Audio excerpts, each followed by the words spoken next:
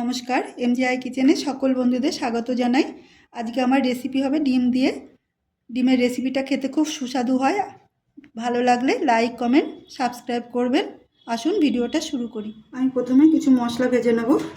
দিয়ে দিচ্ছি জিরে 1 চামচ মতো, লঙ্কা, গোলমরিচ, দারচিনি আর এলাচ। দিয়ে দিচ্ছি মৌরি। তো আমি ভেজে নেব। একটু ভাজার পর দিয়ে দিচ্ছি কারি পাতা, এটাও আমি ভেজে নেব।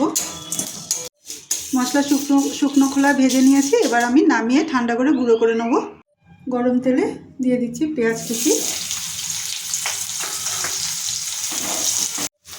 পেঁয়াজ হালকা ভেজে এবার আমি দিয়ে দিচ্ছি আদা রসুনের পেস্ট। এটা আমি ভালো করে কষিয়ে নেব।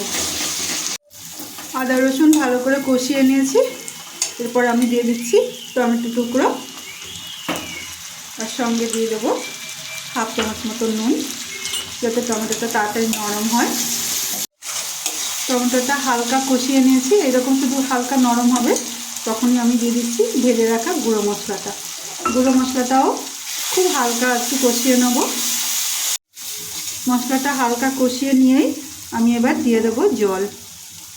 খুব সামান্য জল দেব, আর মশলা ধোয়া জল একটু আছে, বাস। আমি ডিমগুলো এইভাবে কেটে নিয়েছি। এবার আমি ডিমগুলো দিয়ে দিচ্ছি, যাতে ডিমের ভিতরে মশলাটাও ঢুকে যায়। 5-7 মিনিট লো ফ্লেমে ঢাকা দিয়ে কুক করেছি। এবার আমি খুব সামান্য একটু নুন দেবো, একটু মিশিয়ে নেব। বন্ধুরা, এভাবে একবার ভাজা মশলা দিয়ে ডিমের কারি খেয়ে দেখবেন, খুব ভালো লাগবে।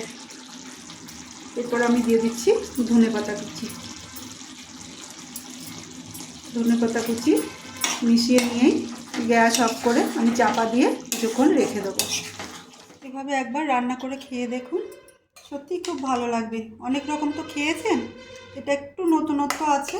খেয়ে দেখুন, খুব ভালো লাগবে।